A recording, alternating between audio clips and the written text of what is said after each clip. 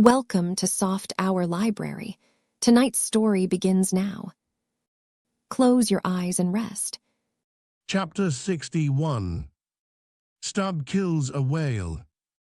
If to Starbuck the apparition of the squid was a thing of portents, to Queequeg it was quite a different object.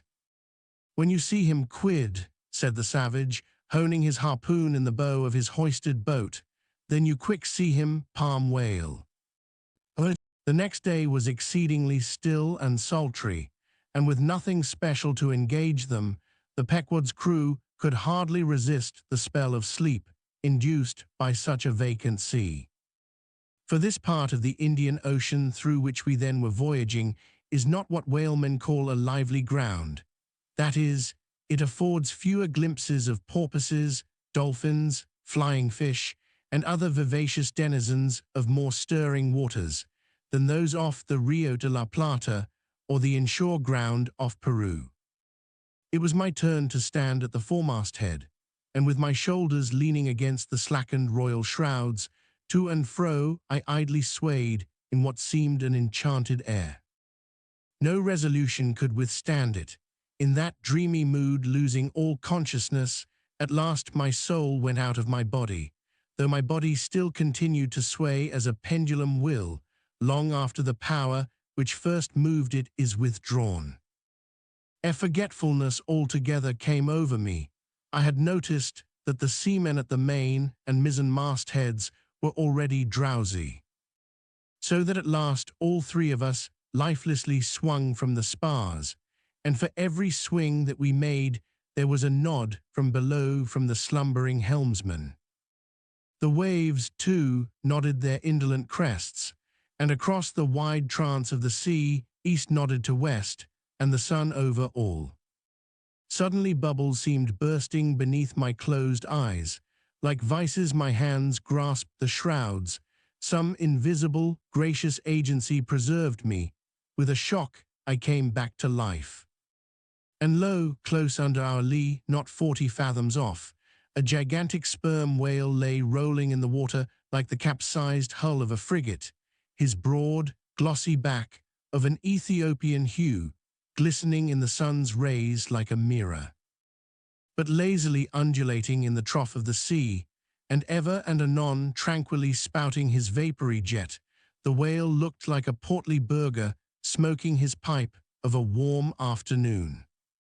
But that pipe, poor whale, was thy last. As if struck by some enchanter's wand, the sleepy ship and every sleeper in it all at once started into wakefulness, and more than a score of voices from all parts of the vessel, simultaneously with the three notes from aloft, shouted forth the accustomed cry, as the great fish slowly and regularly spouted the sparkling brine into the air. "Clear away the boats, luff," cried Ahab.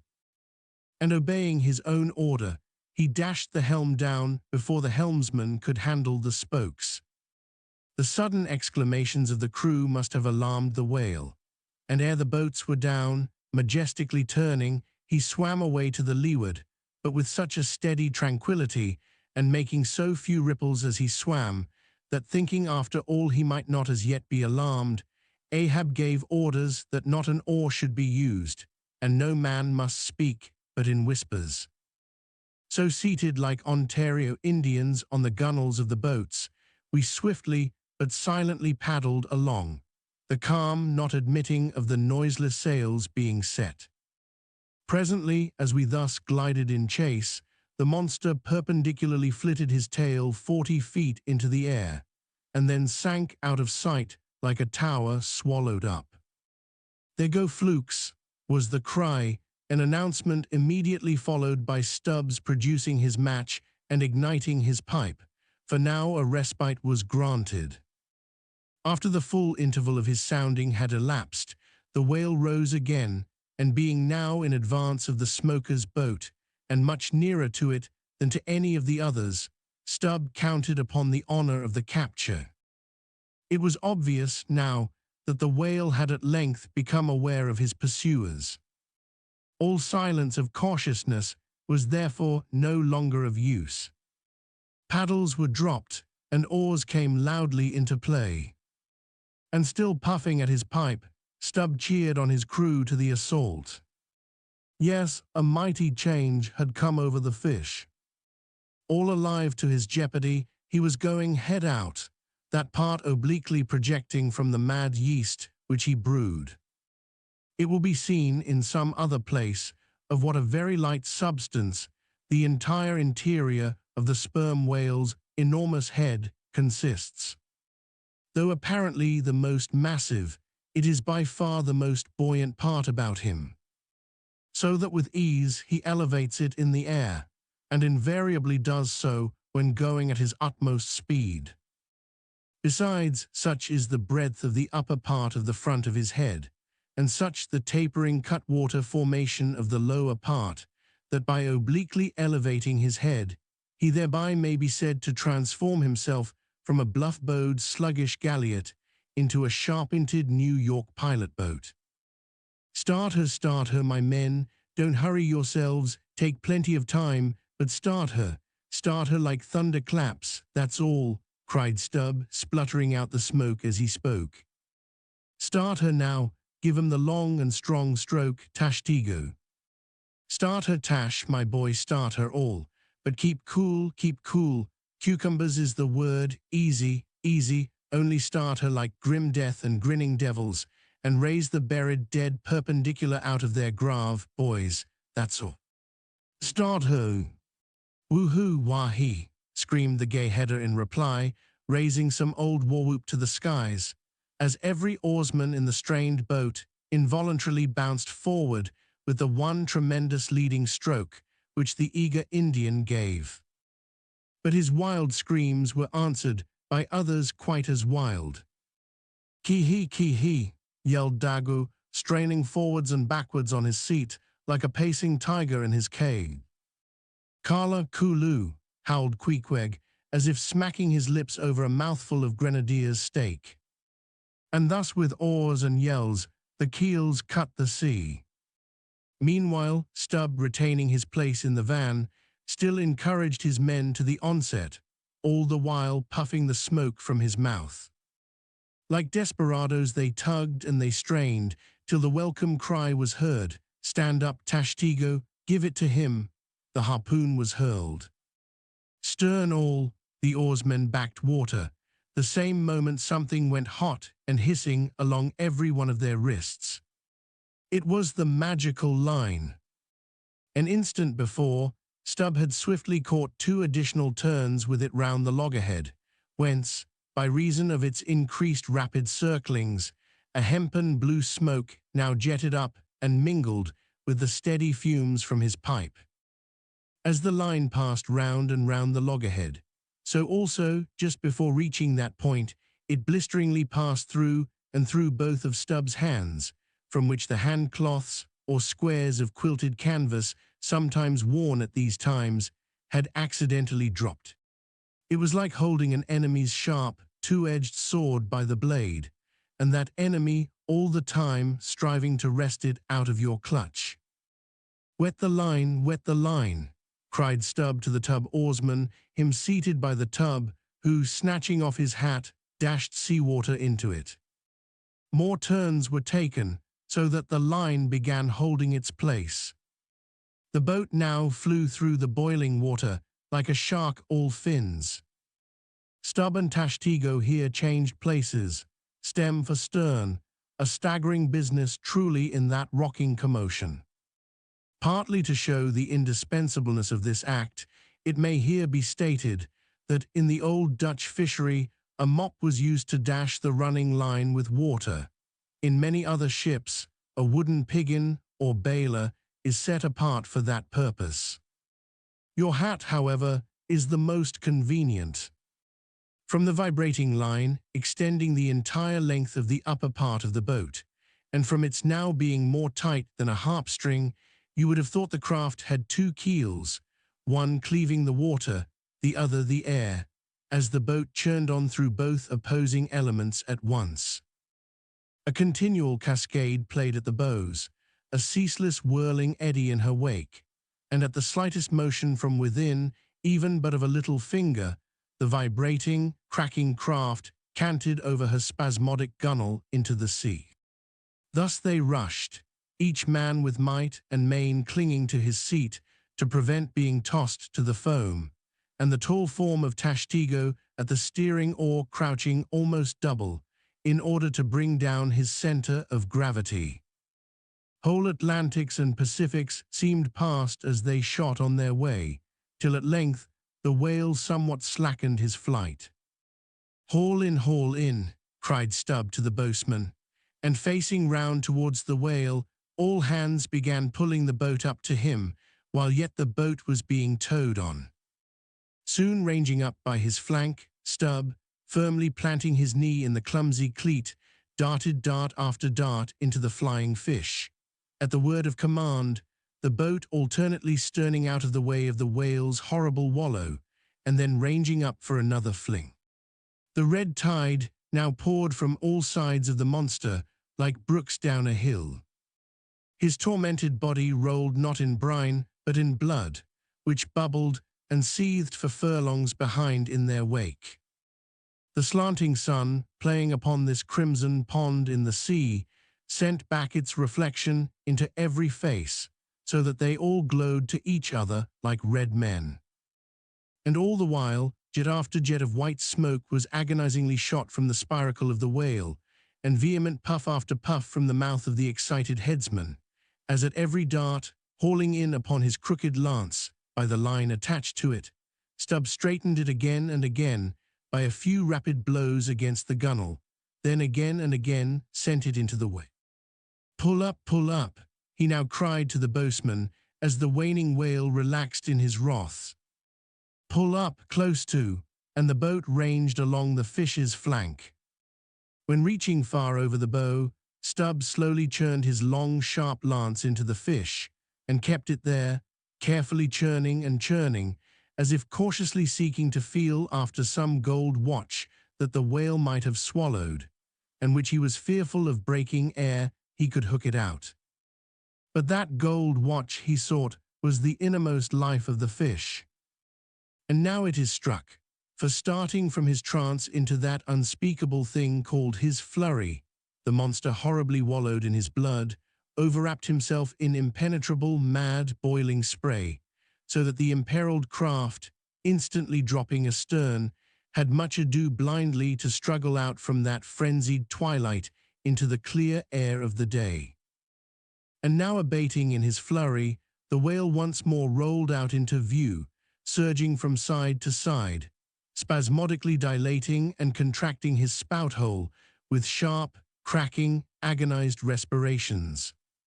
At last, gush after gush of clotted red gore, as if it had been the purple lees of red wine, shot into the frighted air, and falling back again, ran dripping down his motionless flanks into the sea. His heart had burst. "He's dead, Mr. Stubb," said Daggoo. Yes, both pipes smoked out, and withdrawing his own from his mouth, Stubb scattered the dead ashes over the water, and for a moment stood thoughtfully eyeing the vast corpse he had made. Chapter 62. The Dart. A word concerning an incident in the last chapter. According to the invariable usage of the fishery, the whaleboat pushes off from the ship, with the headsman or whale killer as temporary steersman, and the harpooner or whale fastener pulling the foremost oar, the one known as the harpooner.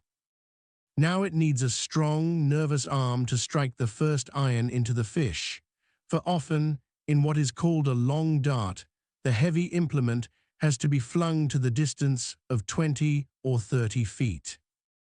But however prolonged and exhausting the chase, the harpooner is expected to pull his oar meanwhile to the uttermost. Indeed, he is expected to set an example of superhuman activity to the rest, not only by incredible rowing, but by repeated loud and intrepid exclamations, and what it is to keep shouting at the top of one's compass, while all the other muscles are strained and half-started. What that is none know but those who have tried it. For one, I cannot bawl very heartily and work very recklessly at one and the same time. In this straining, bawling state, then with his back to the fish, all at once the exhausted harpooner hears the exciting cry, "Stand up and give it to him." He now has to drop and secure his oar, turn round on his center halfway, seize his harpoon from the crotch, and with what little strength may remain, he essays to pitch it somehow into the whale. No wonder, taking the whole fleet of whalemen in a body, that out of 50 fair chances for a dart, not 5 are successful. No wonder that so many hapless harpooneers are madly cursed and disrated. No wonder that some of them actually burst their blood vessels in the boat. No wonder that some sperm whalemen are absent 4 years with 4 barrels. No wonder that to many ship owners, whaling is but a losing concern. For it is the harpooner that makes the voyage, and if you take the breath out of his body, how can you expect to find it there when most wanted? Again, if the dart be successful, then at the second critical instant, that is, when the whale starts to run, the boatheader and harpooner likewise start to running fore and aft, to the imminent jeopardy of themselves and everyone else. It is then they change places, and the headsman, the chief officer of the little craft, takes his proper station in the bows of the boat. Now I care not who maintains the contrary, but all this is both foolish and unnecessary. The headsman should stay in the bows from first to last. He should both dart the harpoon and the lance, and no rowing whatever should be expected of him, except under circumstances obvious to any fisherman. I know that this would sometimes involve a slight loss of speed in the chase, but long experience in various whalemen of more than one nation has convinced me that in the vast majority of failures in the fishery, it has not by any means been so much the speed of the whale as the before described exhaustion of the harpooner that has caused them. To ensure the greatest efficiency in the dart, the harpooneers of this world must start to their feet from out of idleness, and not from out of toil. Chapter 63. The crotch. Out of the trunk the branches grow, out of them the twigs. So in productive subjects grow the chapters. The crotch alluded to on a previous page deserves independent mention. It is a notched stick of a peculiar form, some 2 feet in length, which is perpendicularly inserted into the starboard gunwale near the bow, for the purpose of furnishing a rest for the wooden extremity of the harpoon, whose other naked, barbed end slopingly projects from the prow. Thereby the weapon is instantly at hand to its hurler, who snatches it up as readily from its rest as a backwoodsman swings his rifle from the wall. It is customary to have 2 harpoons reposing in the crotch, respectively called the first and second irons. But these 2 harpoons, each by its own cord, are both connected with the line, the object being this, to dart them both, if possible, one instantly after the other into the same whale, so that if, in the coming drag, one should draw out, the other may still retain a hold. It is a doubling of the chances. But it very often happens that owing to the instantaneous, violent, convulsive running of the whale upon receiving the first iron, it becomes impossible for the harpooner, however lightning-like in his movements, to pitch the second iron into him. Nevertheless, as the second iron is already connected with the line, and the line is running, hence that weapon must, at all events, be anticipatingly tossed out of the boat, somehow and somewhere, else the most terrible jeopardy would involve all hands. Tumbled into the water, it accordingly is in such cases. The spare coils of box line, mentioned in a preceding chapter, making this feat, in most instances, prudently practicable. But this critical act is not always unattended with the saddest and most fatal casualties. Furthermore, you must know that when the second iron is thrown overboard, it thenceforth becomes a dangling, sharp-edged terror, skittishly curveting about both boat and whale, entangling the lines or cutting them, and making a prodigious sensation in all directions. Nor, in general, is it possible to secure it again until the whale is fairly captured and a corpse. Consider now how it must be in the case of 4 boats all engaging one unusually strong, active, and knowing whale, when owing to these qualities in him, as well as to the 1,000 concurring accidents of such an audacious enterprise, 8 or 10 loose second irons may be simultaneously dangling about him. For of course, each boat is supplied with several harpoons to bend on to the line should the first one be ineffectually darted without recovery.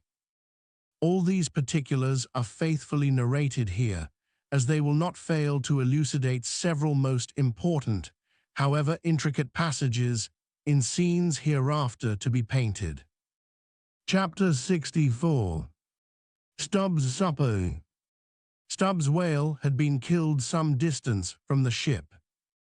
It was a calm, so, forming a tandem of 3 boats, we commenced the slow business of towing the trophy to the Pequod.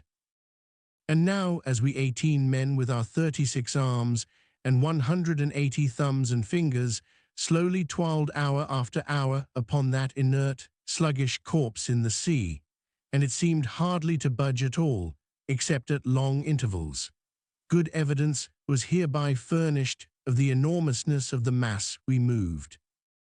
For upon the great canal of Hangho, or whatever they call it in China, 4 or 5 labourers on the footpath will draw a bulky freighted junk at the rate of a mile an hour.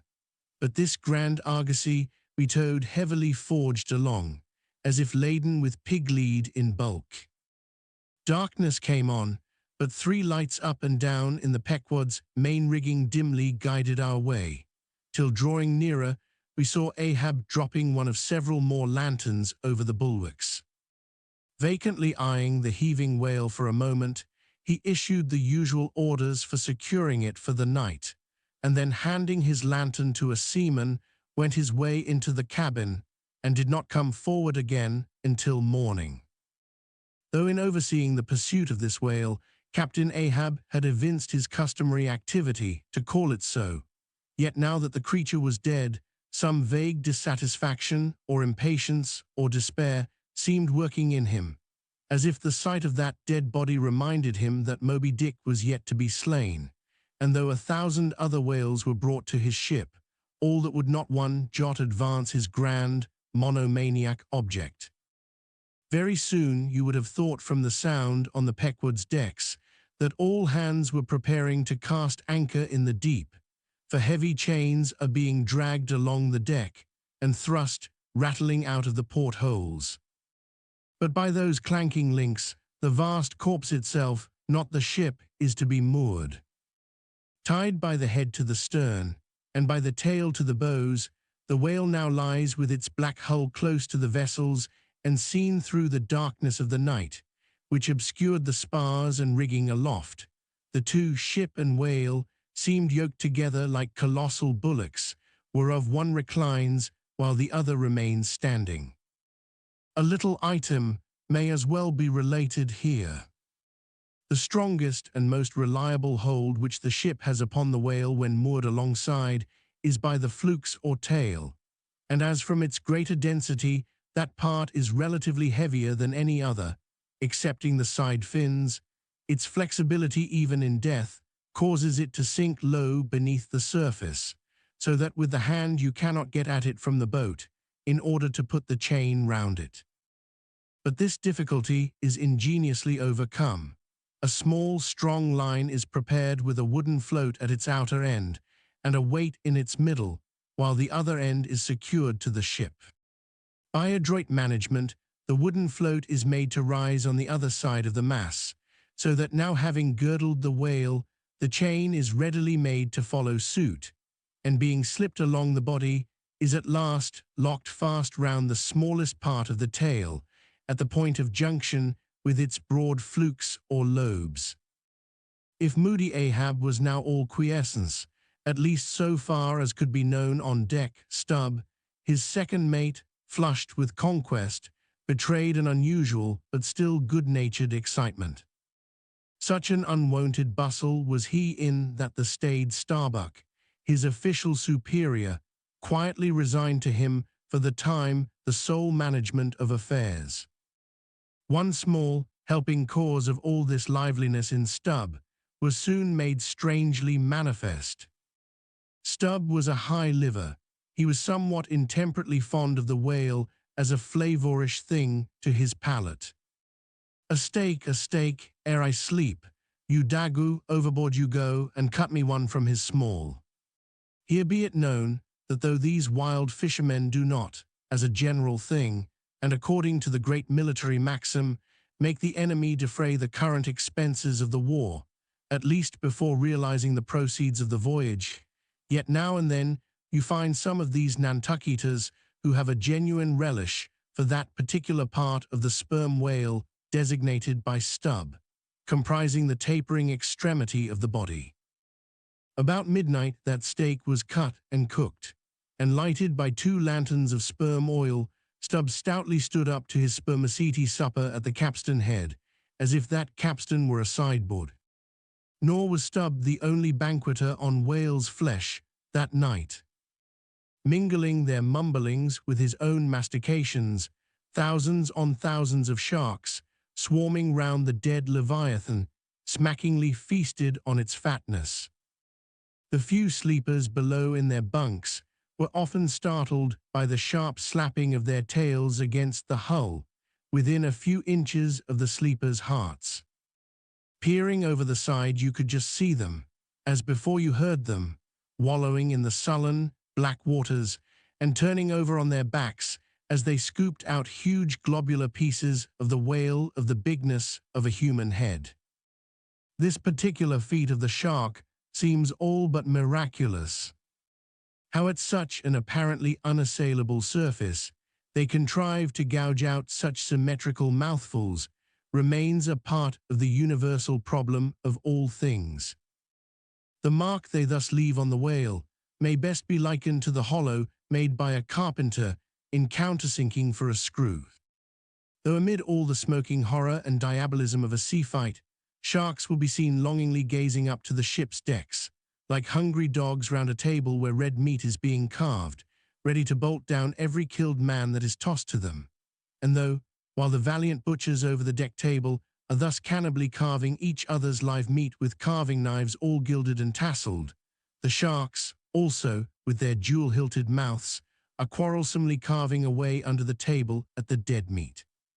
And though were you to turn the whole affair upside down, it would still be pretty much the same thing, that is to say, a shocking, sharkish business enough for all parties. And though sharks also are the invariable outriders of all slave ships crossing the Atlantic, systematically trotting alongside, to be handy in case a parcel is to be carried anywhere, or a dead slave to be decently buried. And though 1 or 2 other like instances might be set down, touching the set terms, places, and occasions when sharks do most socially congregate and most hilariously feast, yet is there no conceivable time or occasion when you will find them in such countless numbers and in gayer or more jovial spirits than around a dead sperm whale moored by night to a whaleship at sea. If you have never seen that sight, then suspend your decision about the propriety of devil worship and the expediency of conciliating the devil. But as yet, Stubb heeded not the mumblings of the banquet that was going on so nigh him, no more than the sharks heeded the smacking of his own Epicurean lips. "Cook, cook, where's that old fleece?" he cried at length, widening his legs still further, as if to form a more secure base for his supper, and at the same time darting his fork into the dish, as if stabbing with his lance. "Cook, you cook, sail this way, cook." The old black, not in any very high glee at having been previously roused from his warm hammock at a most unseasonable hour, came shambling along from his galley, for like many old blacks, there was something the matter with his knee-pans, which he did not keep well scoured like his other pans. This old fleece, as they called him, came shuffling and limping along, assisting his step with his tongs, which after a clumsy fashion were made of straightened iron hoops. This old ebony floundered along, and in obedience to the word of command, came to a dead stop on the opposite side of Stubb's sideboard, when, with both hands folded before him and resting on his two-legged cane, he bowed his arched back still further over, at the same time sideways inclining his head, so as to bring his best ear into play. "Cook," said Stubb, rapidly lifting a rather reddish morsel to his mouth, "don't you think this steak is rather overdone? You've been beating this steak too much, Cook. It's too tender." "Don't I always say that to be good, a whale steak must be tough? There are those sharks now over the side. Don't you see they prefer it tough and rare? What a shindy they are kicking up. Cook, go and talk to 'em. Tell 'em they are welcome to help themselves civilly and in moderation, but they must keep quiet. Blast me if I can hear my own voice. Away, Cook, and deliver my message. Here, take this lantern," snatching one from his sideboard. "Now then, go and preach to 'em." Sullenly taking the offered lantern, Old Fleece limped across the deck to the bulwarks, and then, with one hand dropping his light low over the sea so as to get a good view of his congregation, with the other hand he solemnly flourished his tongs, and leaning far over the side in a mumbling voice, began addressing the sharks, while Stubb, softly crawling behind, overheard all that was said. "Fellow critters, I's ordered here to say dat you must stop dat damn noise dere. You hear, stop dat damn smacking ob de lip. Massa Stubb say dat you can fill your damn bellies up to de hatchings, but by gore, you must stop dat damn racket." "Cook," here interposed Stubb, accompanying the word with a sudden slap on the shoulder.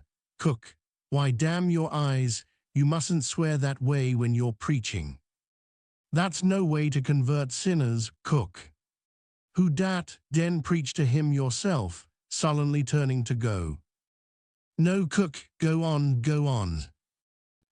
"Well den, beloobed fellow critters." "Right," exclaimed Stubb approvingly, "coax 'em to it, try that," and Fleece continued.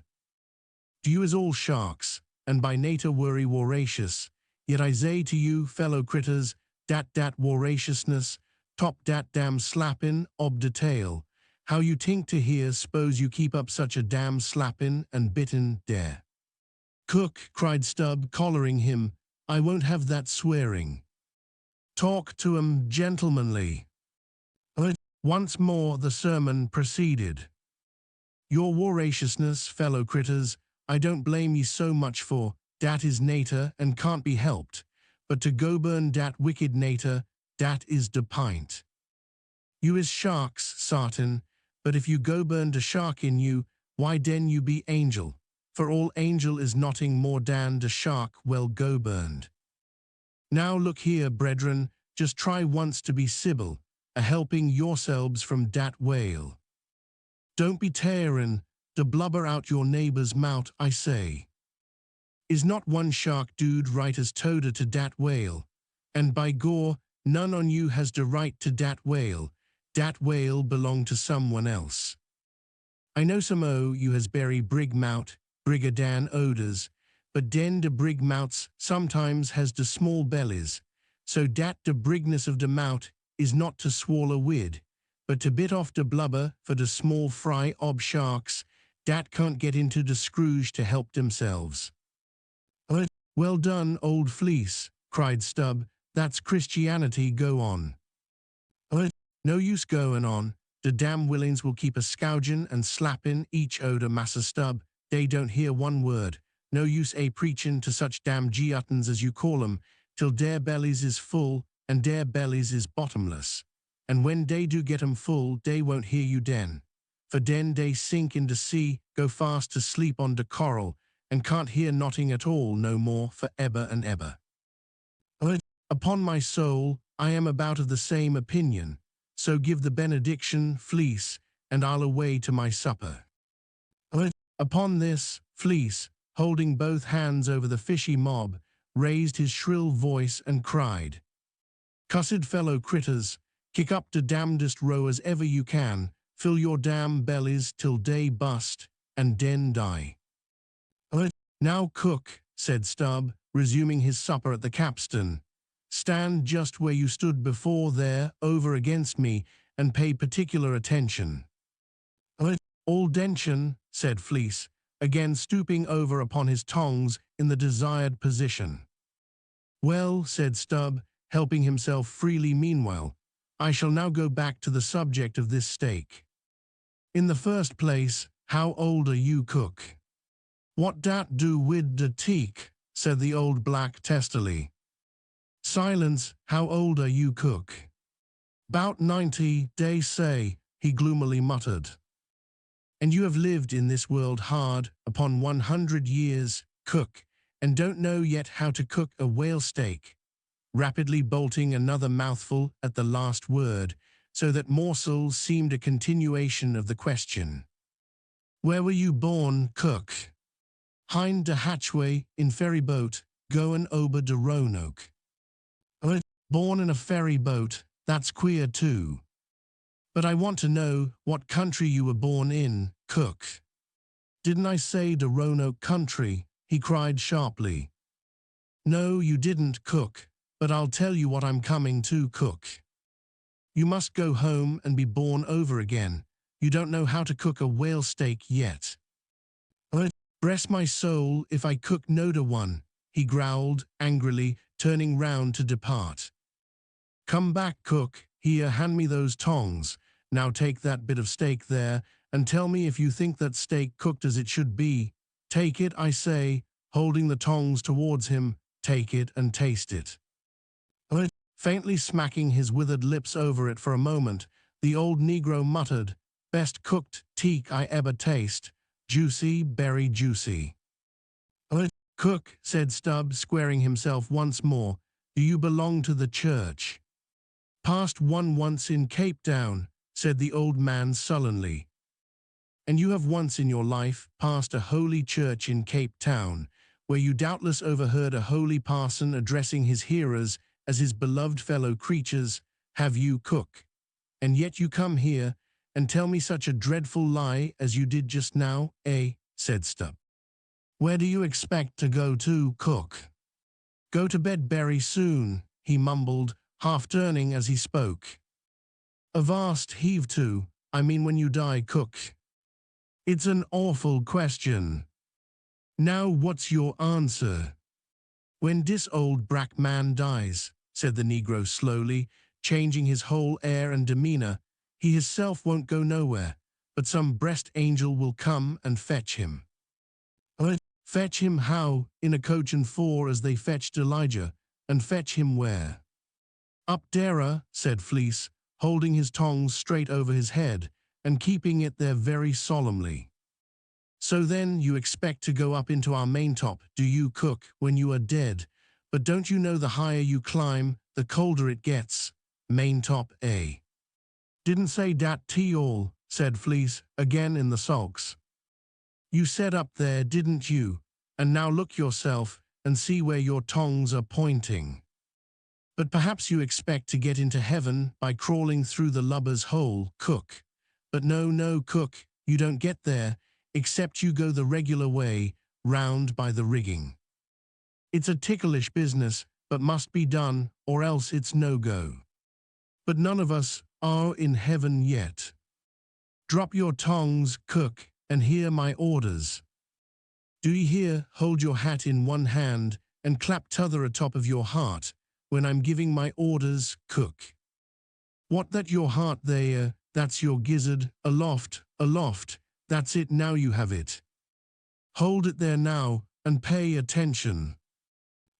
All dention, said the old black, with both hands placed as desired, vainly wriggling his grizzled head, as if to get both ears in front at one and the same time.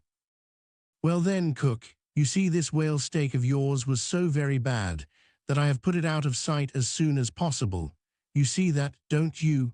Well, for the future, when you cook another whale steak for my private table here, the capstan, I'll tell you what to do so as not to spoil it by overdoing. Hold the steak in one hand and show a live coal to it with the other. That done, dish it. D'ye hear?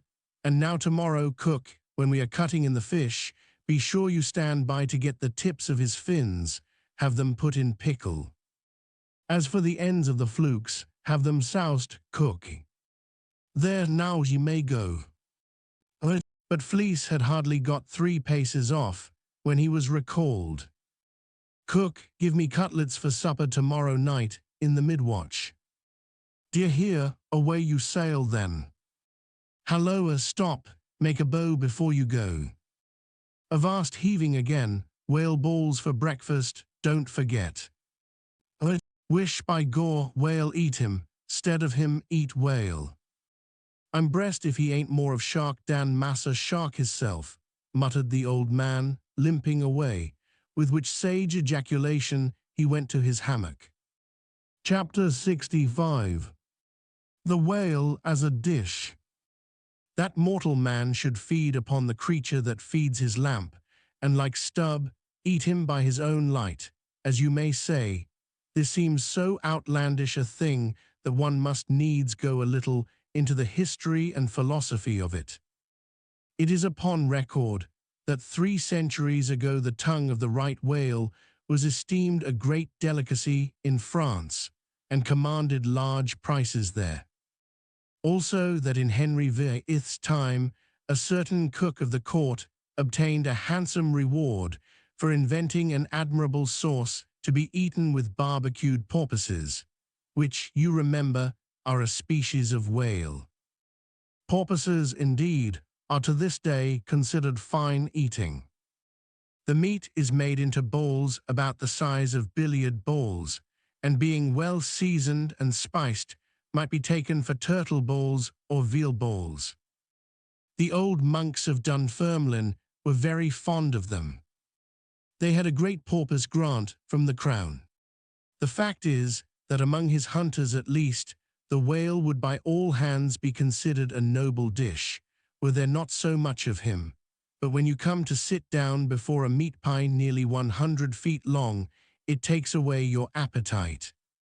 Only the most unprejudiced of men like Stubb nowadays partake of cooked whales, but the Esquimaux are not so fastidious. We all know how they live upon whales, and have rare old vintages of prime old train oil.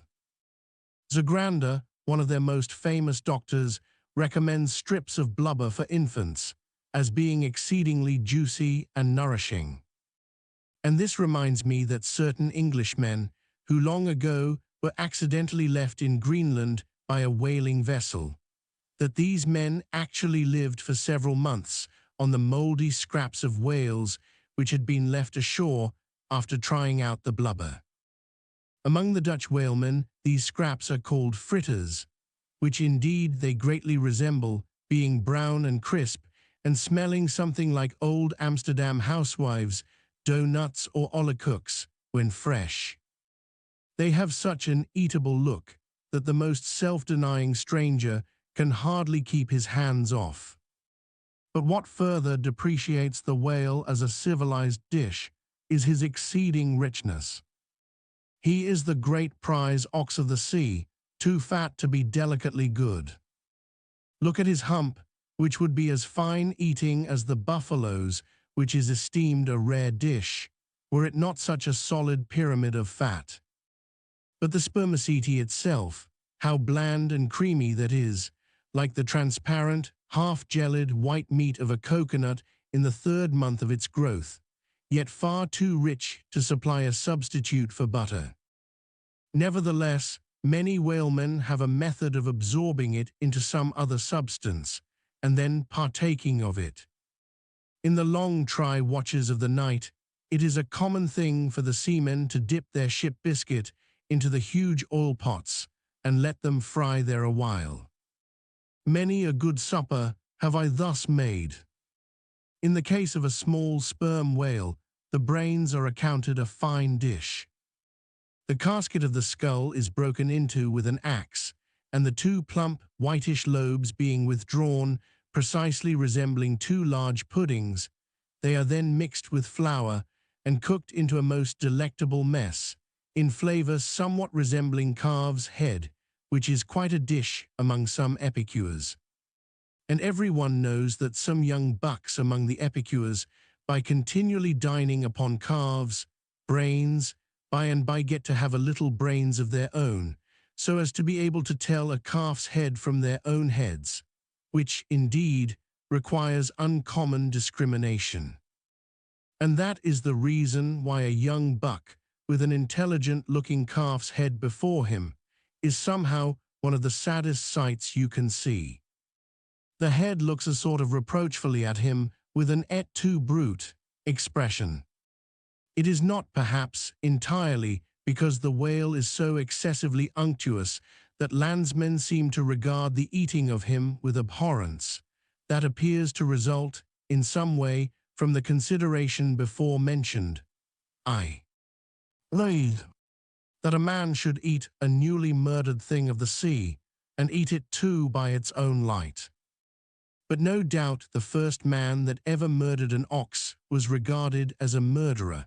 Perhaps he was hung, and if he had been put on his trial by oxen, he certainly would have been, and he certainly deserved it if any murderer does.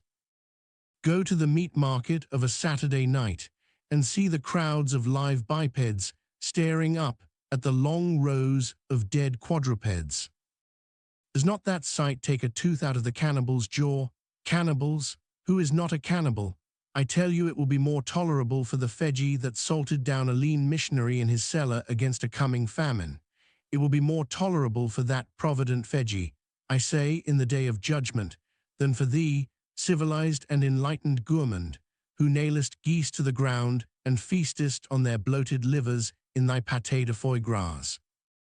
But Stubb, he eats the whale by its own light, does he? And that is adding insult to injury, is it? Look at your knife handle there, my civilized and enlightened gourmand dining off that roast beef. What is that handle made of?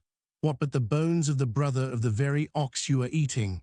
And what do you pick your teeth with, after devouring that fat goose? With a feather of the same fowl. And with what quill did the Secretary of the Society for the Suppression of Cruelty to Ganders formally indite his circulars?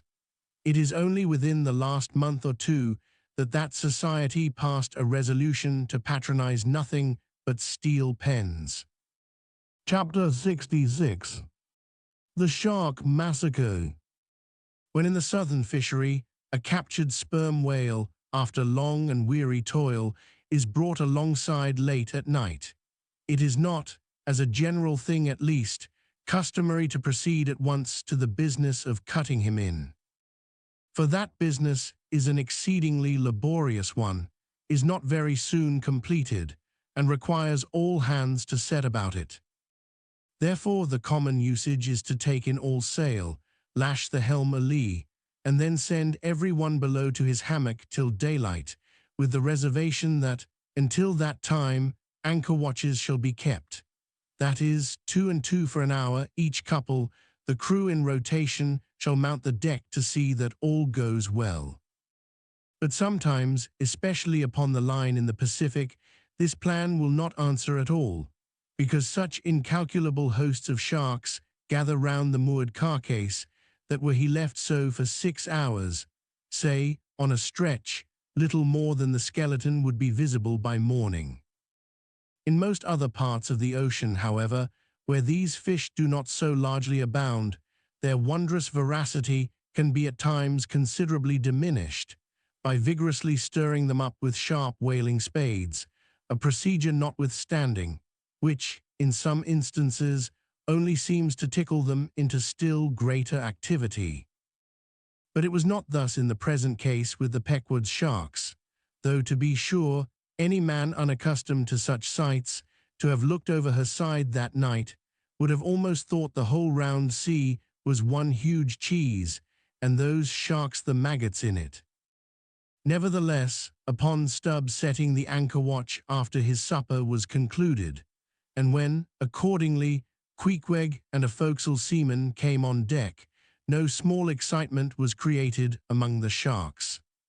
For immediately suspending the cutting stages over the side, and lowering 3 lanterns, so that they cast long gleams of light over the turbid sea, these 2 mariners, darting their long whaling spades, kept up an incessant murdering of the sharks by striking the keen steel deep into their skulls, seemingly their only vital part. But in the foamy confusion of their mixed and struggling hosts, the marksmen could not always hit their mark, and this brought about new revelations of the incredible ferocity of the foe. They viciously snapped, not only at each other's disembowelments, but like flexible bows, bent round and bit their own, till those entrails seemed swallowed over and over again by the same mouth, to be oppositely voided by the gaping wound. Nor was this all. It was unsafe to meddle with the corpses and ghosts of these creatures. A sort of generic or pantheistic vitality seemed to lurk in their very joints and bones, after what might be called the individual life had departed. Killed and hoisted on deck for the sake of his skin, one of these sharks almost took poor Queequeg's hand off when he tried to shut down the dead lid of his murderous jaw. The whaling spade used for cutting in is made of the very best steel, is about the bigness of a man's spread hand, and in general shape corresponds to the garden implement after which it is named. Only its sides are perfectly flat, and its upper end considerably narrower than the lower. This weapon is always kept as sharp as possible, and when being used is occasionally honed, just like a razor. In its socket, a stiff pole from 20 to 30 feet long is inserted for a handle. "Queequeg no care what god made him shark," said the savage, agonizingly lifting his hand up and down. "Whether Feji god or Nantucket god, but the god what made shark must be one damn Injin."